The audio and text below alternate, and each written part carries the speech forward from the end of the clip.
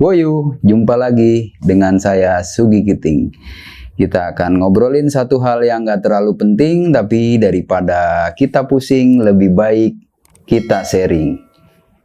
Nah, kali ini saya masih akan lanjutkan tentang narasi atau cerita pengalaman saya saat pendakian ke Gunung Raung via Coklak, yaitu lereng selatan, sampai ke puncak selatan. Bagaimana kisahnya? Dengarkan dan saksikan terus monolog saya di video berikut.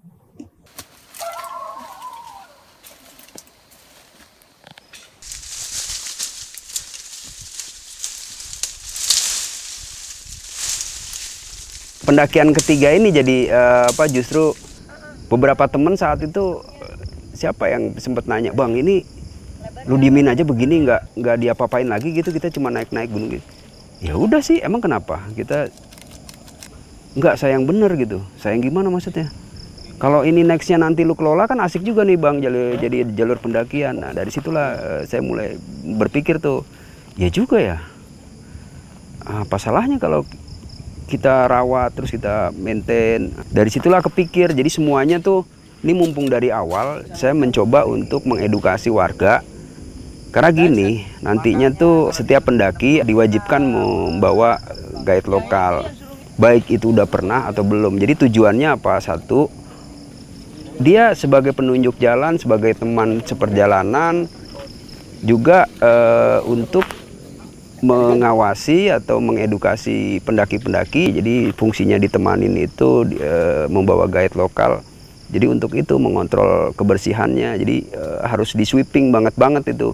Jangan sampai ada sepuntung rokok pun tertinggal di situ gitu.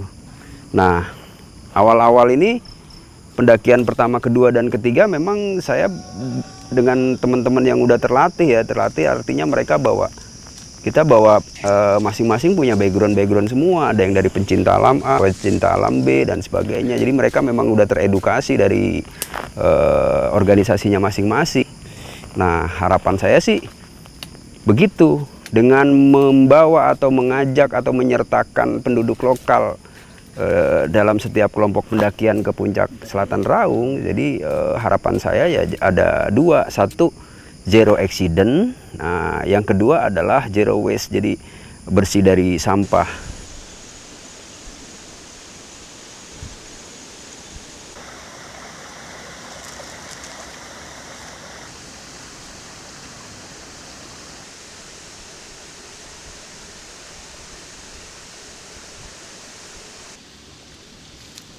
Dari beberapa gunung, kenapa saya memilih dan tertarik Raung?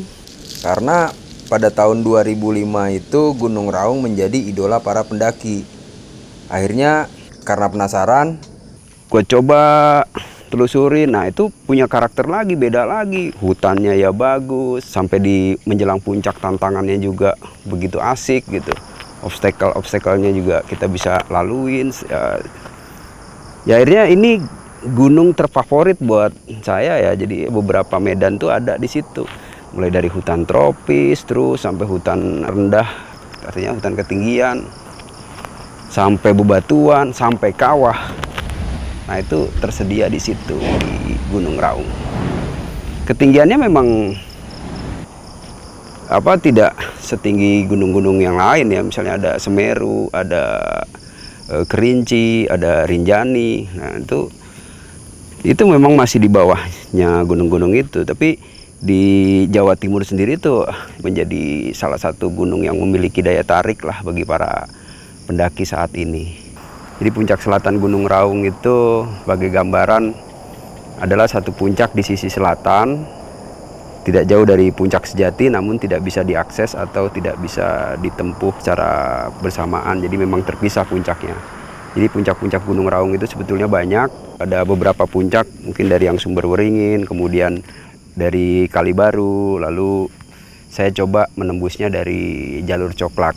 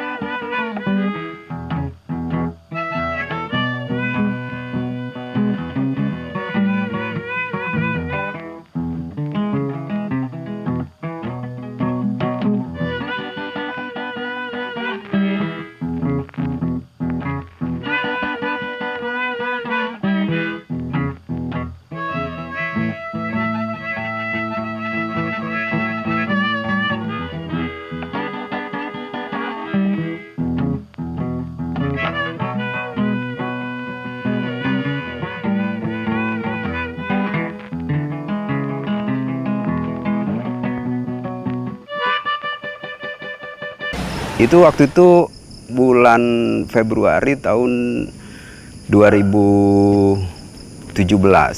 Kita bertemu langsung di meeting point di stasiun Kalibaru. Mengawali pendakian itu saya berangkat sendiri untuk memastikan saya akan sampai lebih dulu di sana. Satu, mencari sarana transportasi, mobil pickup, terus kemudian cari tempat penginapan. Itu saya sendiri aja sampai di Kalibaru. Saya langsung menuju ke kantor desa. Kantor desa waktu itu kantor yang Kajar Harjo. Nah, selesai saya membuat laporan dari kepala desa tuh, ada pick up tuh yang melintas di situ, pick up kampung. Saya coba cegat, terus kemudian akhirnya saya berkenalan, namanya Pak Bud. Nah, lalu Pak Bud ini nanya ke saya, terus nanti malam rencana mau nginep di mana teman-temannya, Mas? Ya di kantor desa. Oh, apa enggak lebih baik di tempat Pak Kadus? Dia nawarin gitu. Wah, itu pucuk dicinta ulam tiba buat saya. Boleh, coba kita lihat tempat Pak Kadus. Akhirnya saya ikut survei itu ke tempat Pak Kadus, terus ketemu juga dengan Bu Kadus, dan saya jelaskan maksud dan tujuannya kita mau jalan-jalan, mau naik Gunung Raung. Mereka juga kaget karena memang nggak ada pendaki ke situ gitu, jauh dari tempat pendakian Kalibaru saat itu. Nah, akhirnya dengan ramahnya Bu Kadus mempersilahkan kita menginap di sini. Oh, boleh aja, silakan kalau tempatnya muat. Luas sebetulnya halamannya, teras dan ruang depan itu. Jadi memang ciri khas rumah di daerah atau di kampung itu memang besar-besar dan sebetulnya luas banget. Tapi untuk menampung kami yang 22 bukan nggak muat. Jadi ada juga yang tidur di teras rumahnya.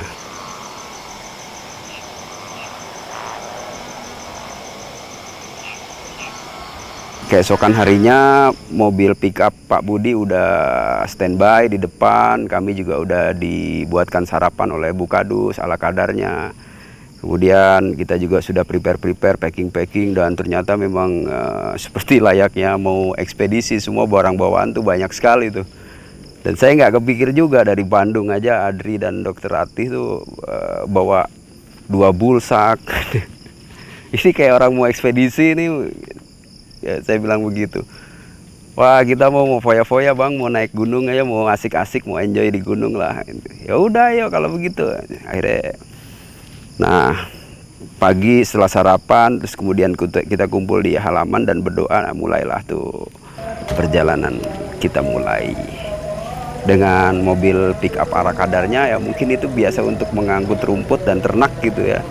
Itu kita diantar menuju, disebut kampung juga sebetulnya bukan kampung, dusun juga bukan dusun, tapi itu ada pemukiman yang jumlahnya kurang lebih 22 rumah, dan mereka menyebutnya daerah itu namanya Coklak. Nah, kalau di peta itu tulisannya coklat pakai T, cuman kalau lidah Madura jadi mereka mengucapnya namanya Coklak. Saya Firman. Kamu masa ganggu keluarga saya?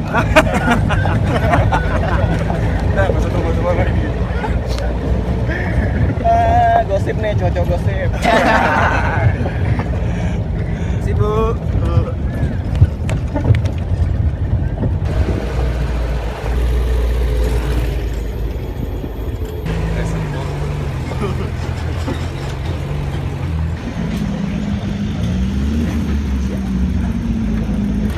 Pak.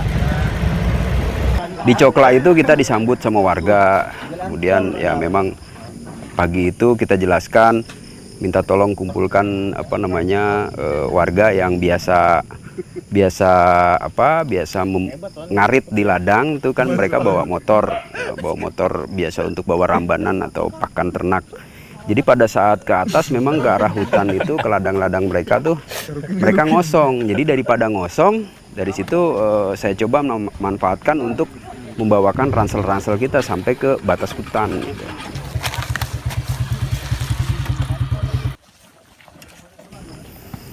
Nah, kira-kira gitu. Jadi dari Kampung Coklak itu berkumpullah tuh beberapa motor yang sampai sekarang akhirnya ini cikal bakal menjadi ojek lokal gitu. Ojek lokal tidak membawa pendaki tapi membawa barangnya pendaki. Jadi satu motor itu muat 3 ransel kan lumayan. Jadi dalam pikiran saya, yang tadinya mereka berangkat ke ladang itu motornya kosong, ini berangkat membawa 3 ransel, ya lumayan lah buat uang-uang rokok mereka gitu kan. Itu sisi-sisi yang kira-kira kenapa sekarang ojek itu sampai di sana. Jadi kalau dibilang loh kon itu jalan ini, bukan, itu memang jalan akses dari dulunya, memang ada akses motor untuk mereka ke ladang sampai ke pinggir hutan. Selain ojek juga kami di situ kita mulai nego nih bang, karena bawaan berat ada nggak yang bisa diajak untuk bawa barang atau porter lokal. Ya itu dengan ya sedikit nego-nego, warga mulai ada yang mau membantu kita membawakan barang jadi porter hanya untuk waktu itu mengantar barang ke camp berikutnya gitu.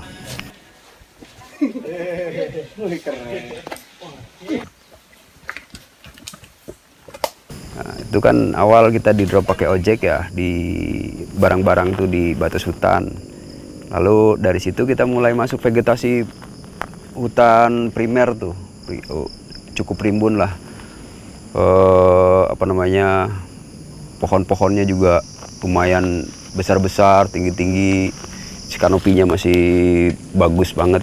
Nah, itu ada jalan setapaknya masih menuju perjalanan hari pertama tuh. Hari pertama kita menginap, kita sebut namanya Camp 1. Camp 1 tuh di ujung jalan batas hutan, ya ujung ojek lah gitu. Kira-kira di situ, karena kita jadikan itu camp 1, dasarnya 1 dekat dengan sumber air, walaupun kita harus beberapa meter ambil ke arah sungai.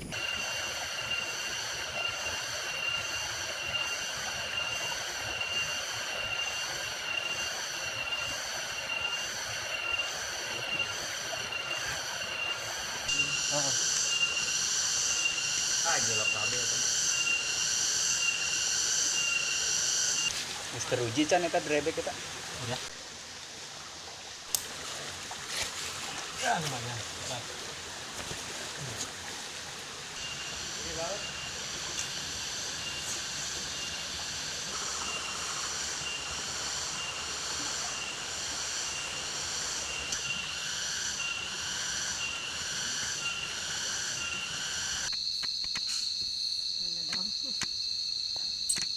Pendoyor.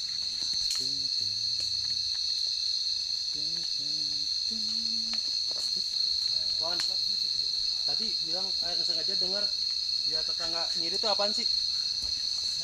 Apa? Apaan? Kagak. Hah? Gimana ya? Nggak ada ya? Nggak ada. Oh, ya deh, nggak ada. Ya. Nggak dinyalain jadi nih.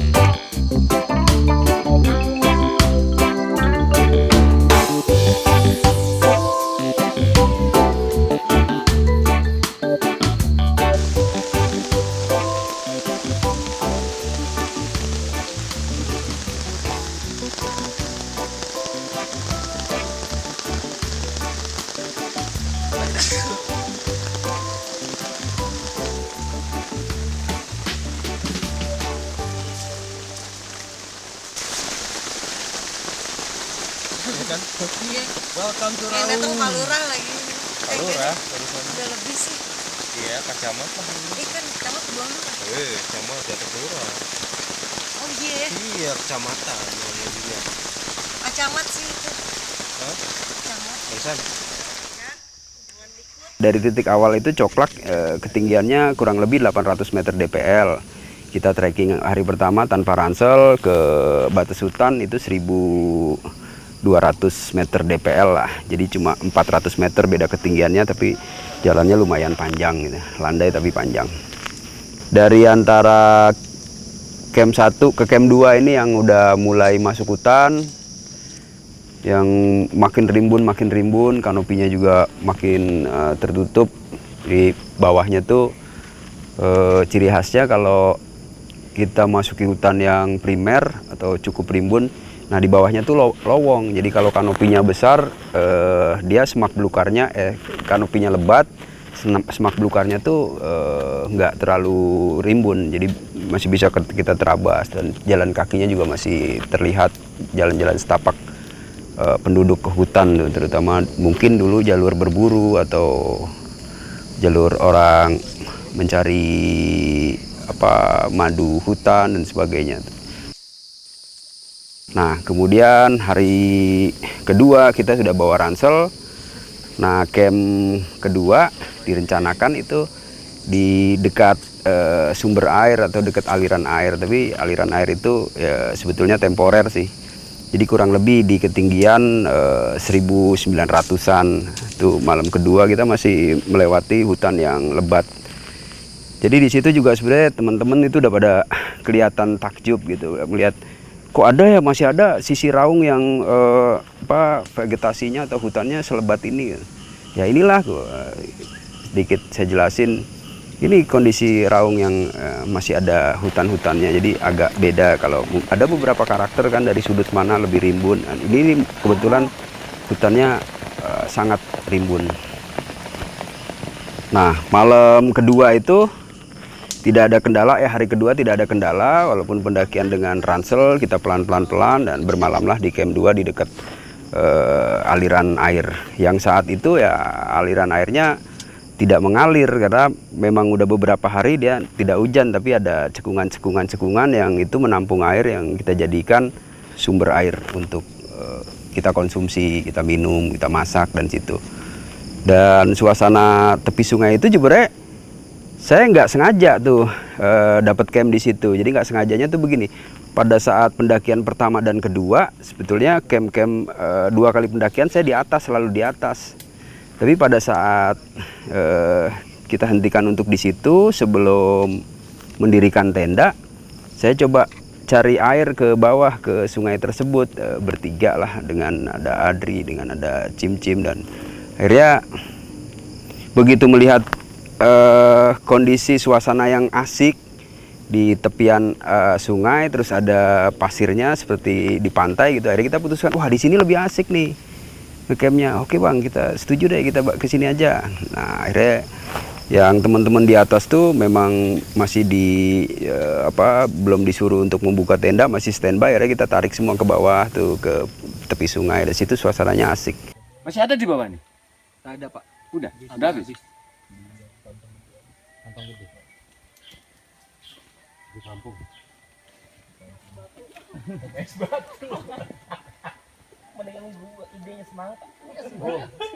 Oke, saya turun dulu ya. Siap. Tunggu besok ya.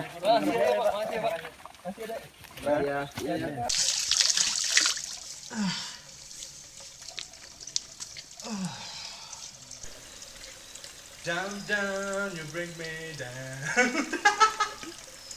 How are you knocking down my door when I can't sleep at night? Ding, ding, ding, ding, ding.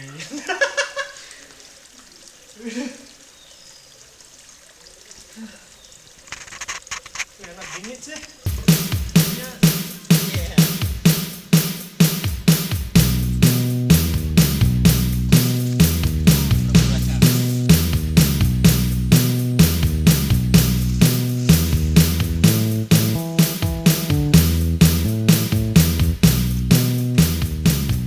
Apa tuh ya? Tumis tempe ya? Tempe kecap. Oke. Aduh romantisnya suapin tuh guys. Agak asin. Pengen nikah kan? Si tadi yang ngasih garamnya.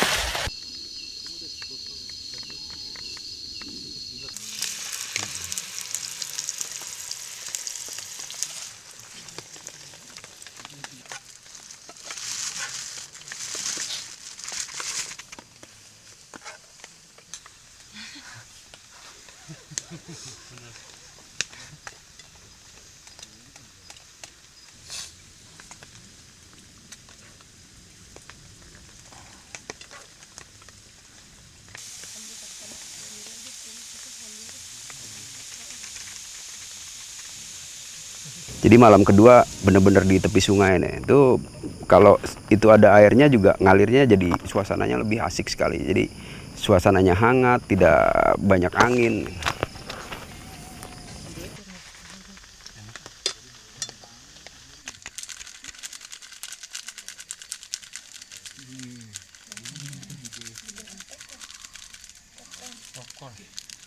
Man, apa lagi? Aduh. Wih. Chefnya jago nih. Saus, Jim. Biar ada rasa. Minta pedes kan, Bang? Tenang, Bang. Popcorn, Bang. Tutup ya kan.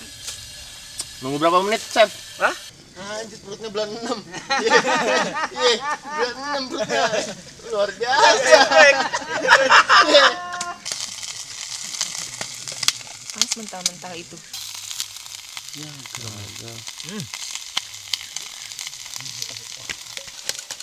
Karena ada saus itu jadi gagal. Gosong dah ini.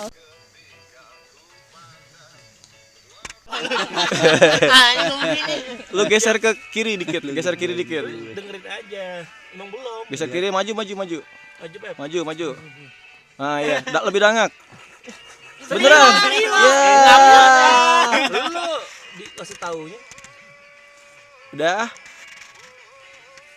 Buka mulutnya. Beneran. Serius? Ya. Kagak mau gua. Ini keburu habis. Besoknya kita lanjut lagi, melanjutkan pendakian. Cuaca mulai agak buruk gitu, ada mendung-mendung dan berkabut. Kita akan jalan sampai maghrib.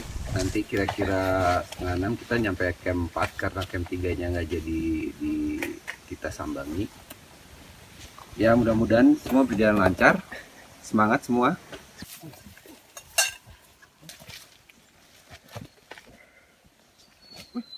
Sinyal. Gila, gaya banget kamu. Acet dapat sinyal, Acet.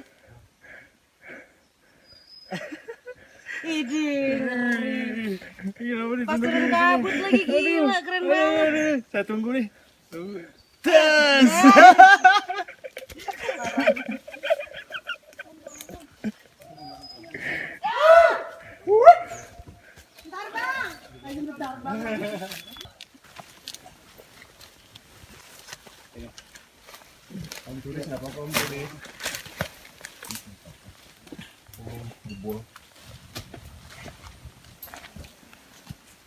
Angkrik, Bos.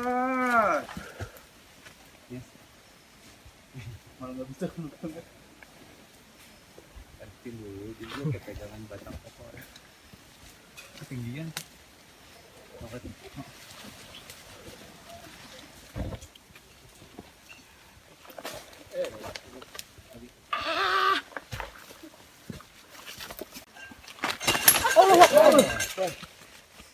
Nggak apa, Cet?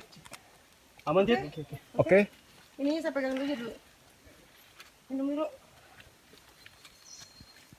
Istirahat dulu aja, istirahat. Kuat no, mungkin. Alat ini tas pinggang. Sebatang dulu. Dasar. Biasa ini. Kita moles. Itu ke bawah aja. Soalnya kalau begitu nimpal kata Acet udah berasa kayak Rembo. Ini kan Rainbow sisa 2 aja Bogor. Jadi 1 belum. Oke, masih gini bakar. Satu lagi. Besok di rumah jalan-jalan pakai sleeveless. Nggak ikat kepala. Dijahit terus benangnya tinggalin di sini. Yang anti moskito ya.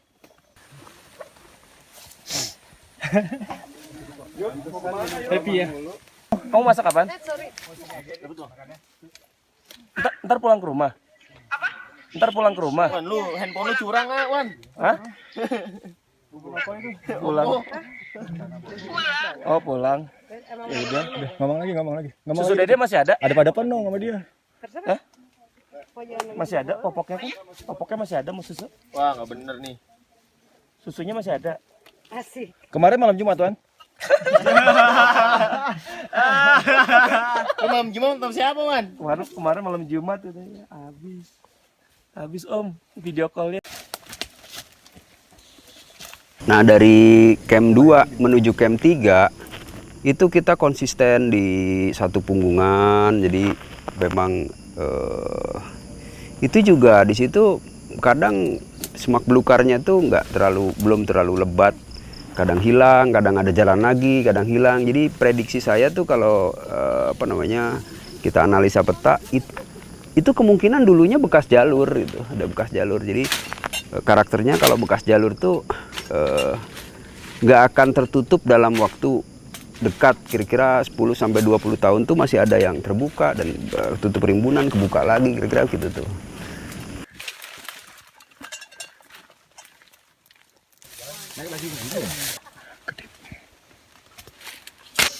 Parah sih ini.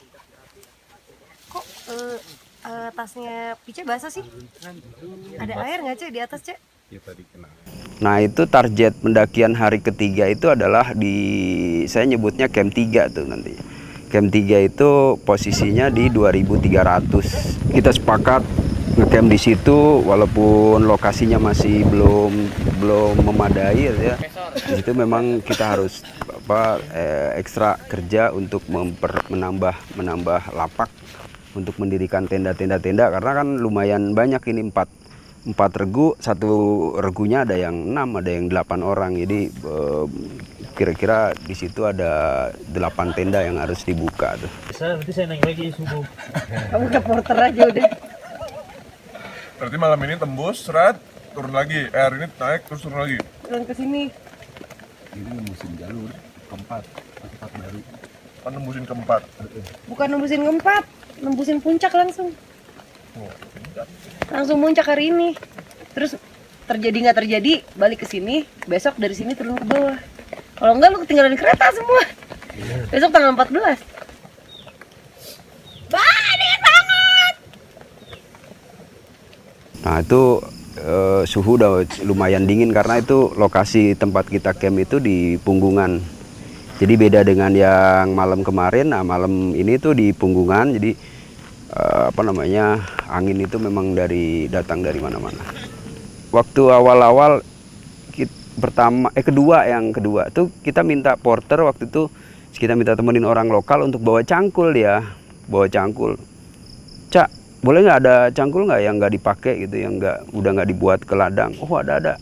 Ntar ini tinggal aja di situ. Nah jadi ada satu cangkul yang mungkin sampai sekarang ada di atas tuh. Jadi cangkul itu kita bisa manfaatin untuk kalau di camp kan, karena saat itu dulu kita berbivak aja tuh, jarang yang menggunakan tenda. Jadi pendakian ketiga ini hampir semuanya pakai tenda. Jadi mau nggak mau ada penambahan lapak lah, penambahan lahan. Itu kita nggak bisa lebar-lebar, tapi cukup ini tenda 1, tenda 2, mungkin nanti tenda 3-nya sebelah mana gitu. Menyesuaikan aja dengan lahan yang ada, terus kita datarin pakai cangkul yang memang kita simpan di situ. Jadi akhirnya itu nanti setiap pendakian saya ada aja temen yang saya suruh buka untuk menambah lapak. Tapi nanti pada akhirnya diukur lah, ada kapasitas lapak di situ. Terutama di camp 3 ya itu nggak bisa lebih dari 10 tenda tuh kelihatannya. Jadi itu nanti rencana sih dengan sendirinya akan teratur menjadi campsite.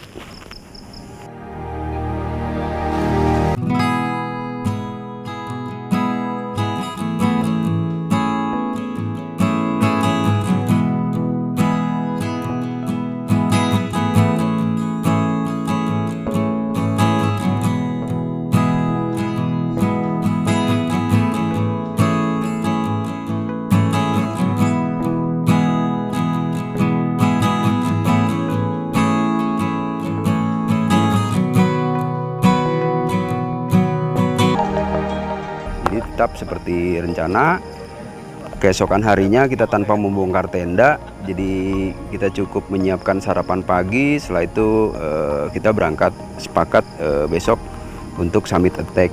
Nah Di antara briefing tersebut kita besok menggunakan helm dan saat itu masih untuk jaga-jaga, kita masih bawa harness, webbing dan lain-lain karena masih ada beberapa obstacle antara camp 3 sampai batas vegetasi, bahkan sampai puncak tuh. Karena saat itu memang pendakian yang ketiga bagi saya, jadi safety prosedurnya saya perhatiin betul. Nanti faktor keamanan di mana ada tempat-tempat obstacle yang agak susah dilalui itu seperti apa strateginya dan segala macam. Dari sini ke puncak 1140.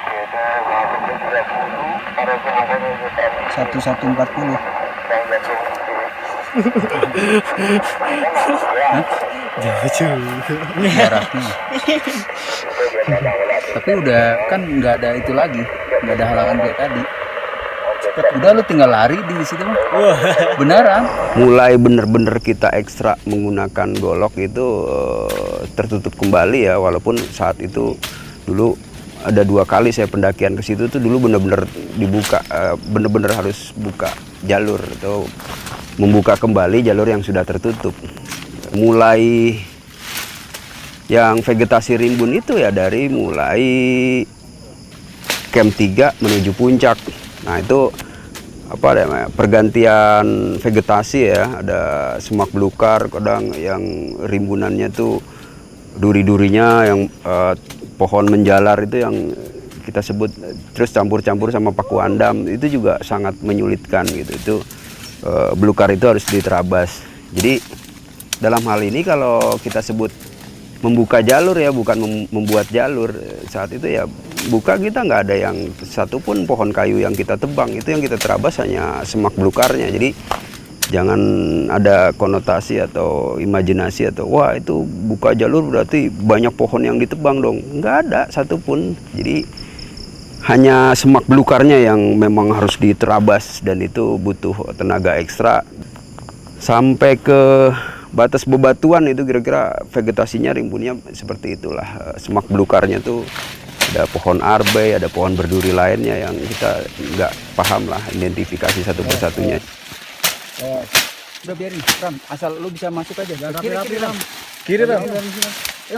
Kiri, Ram. Lurus dulu, dulu. Yang rapi-rapi.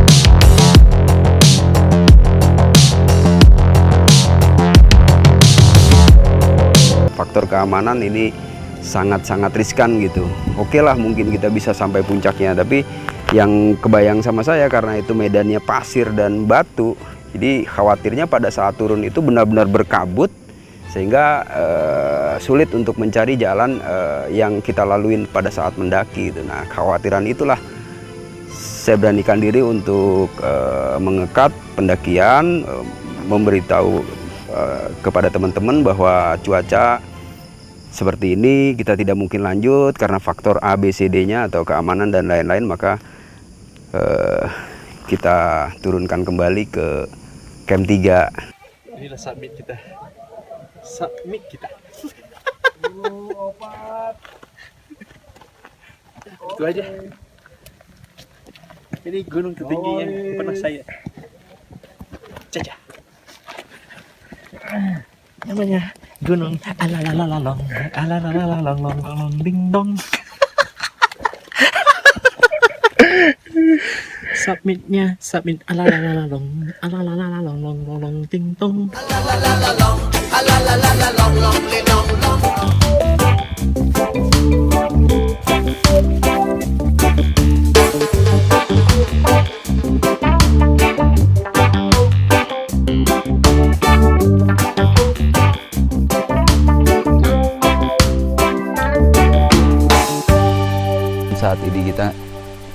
tidak bisa menuju puncak, bukan karena lain-lain faktor lain, tapi lebih ke faktor keselamatan, cuaca yang berkabut dan hujan. Itu tidak mungkin kita lakukan secara nekat, dan secara perhitungan itu pasti terjadi hal yang buruk. Makanya kita stop dan lebih bersenang-senang di pendakian ini. Menikmati air terjun dan menikmati bermalas-malas ria.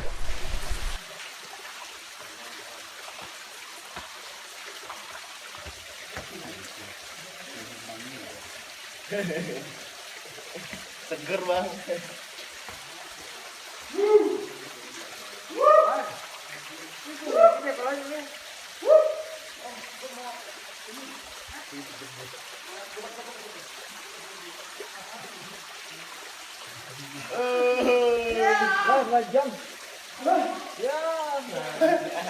Palanya bang.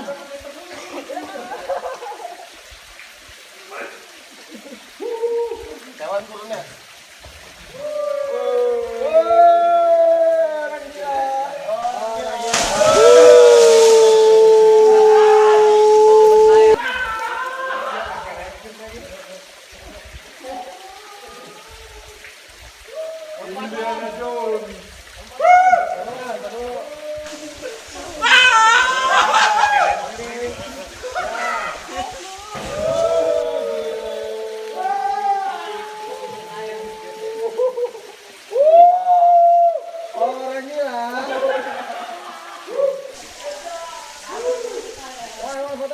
Ya, jadi setelah pendakian yang kita nggak bisa nyampe puncak karena cuaca buruk, lalu berikutnya saya ada pendakian juga bersama orang tua ya, saat itu Pak Beni dan segala macam tuh pendakian berikutnya. Lalu pendakian berikutnya lagi kita ditantang dengan Pak Beni untuk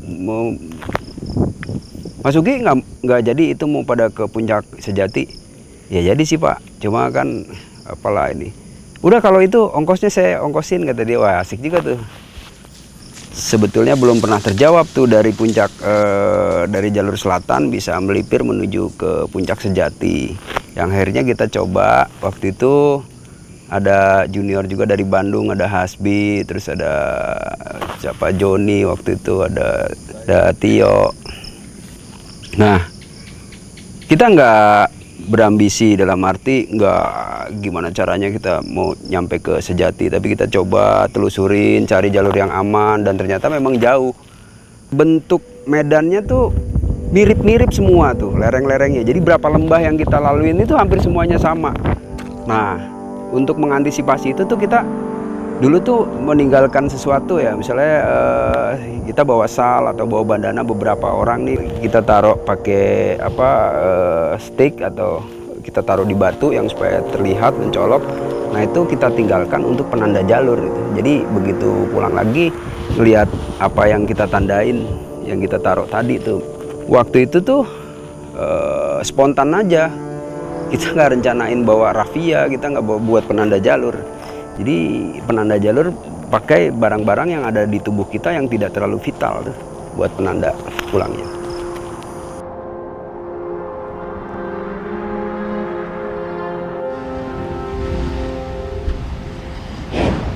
Saat itu nggak semua bisa nyampe tuh, cuman yang nyampe kita berempat ya ke sejati tuh. Oh ada si siapa Zebit Arasid juga.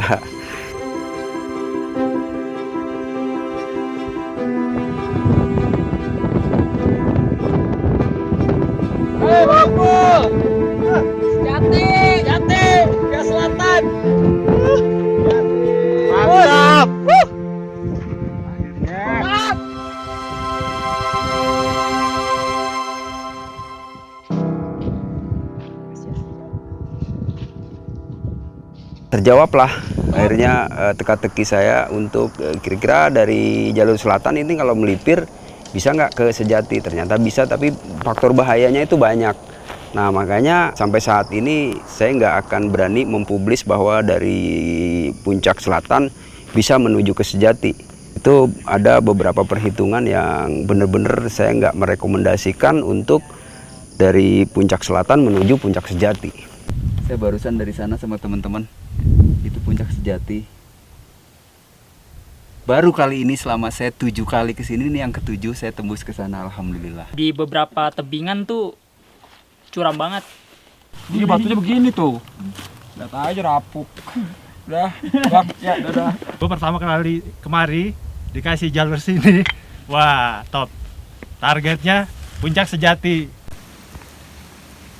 Because it's a new trail, it looks like we were the ones making this trail. Like there's like no trash. There's like you can barely tell that people have ever done this. Like just for the fact of like it's very, very untouched.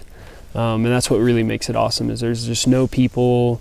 It's very clean. You feel like you're in the jungle the whole time, and you just have it all to yourself. So it makes it a really enjoyable, like fun experience. Like as in, I mean, most mountains you'll climb, you'll obviously, just because they're climbed so much, you're obviously gonna see signs of humans as far as like you'll see trash or even on the trail you'll see like a lot of footprints or but on this one there's like nothing like that. It's just really just you and the person you're with, and that's about it. And it's a really cool experience. Right now we're at the campsite right now and we're the only people here.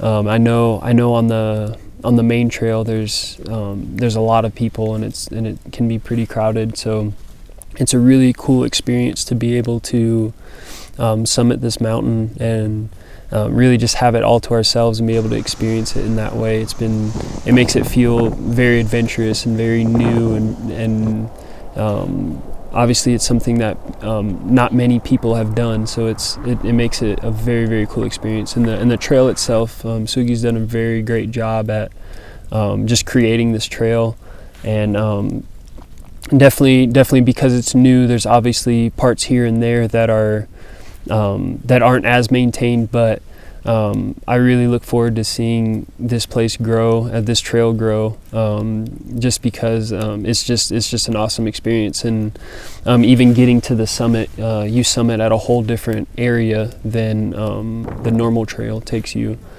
and the view there is just awesome. It's definitely personally my favorite view in Indonesia I've seen so far. I've summited a few mountains in Indonesia, in Java too. I summited Semeru and Merapi, and definitely by far this is my favorite summit. Rung is awesome. Yeah.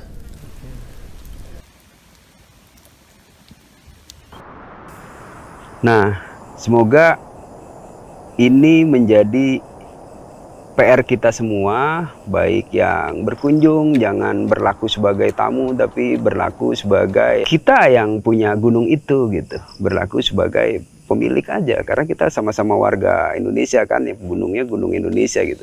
Jadi bukan karena saya ada di situ harus saya yang merawat. Bukan, jadi kita jaga sama-sama, kita naik gunung pun nyaman, kita turun gunung pun bersih. Kemudian ada tegur sapa dengan warga, ada kesan-kesan baik dengan warga lokal. Kedepannya bagaimana kita sama-sama menjaga Gunung Raung jalur selatan ke puncak selatan Gunung Raung. Assalamualaikum warahmatullahi wabarakatuh. Bang, satu pertanyaan lagi bang. Yuk. Pernah kepikiran berhenti naik gunung di umur berapa bang?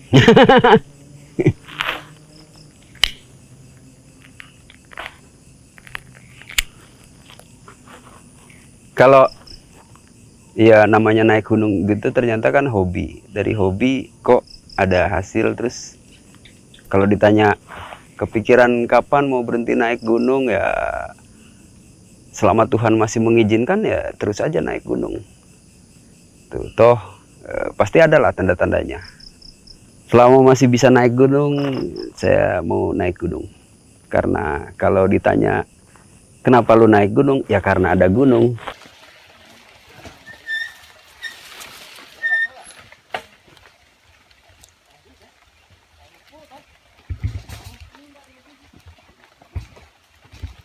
Torot kada malas puri kada. Ah sotok pila yo. Sotok.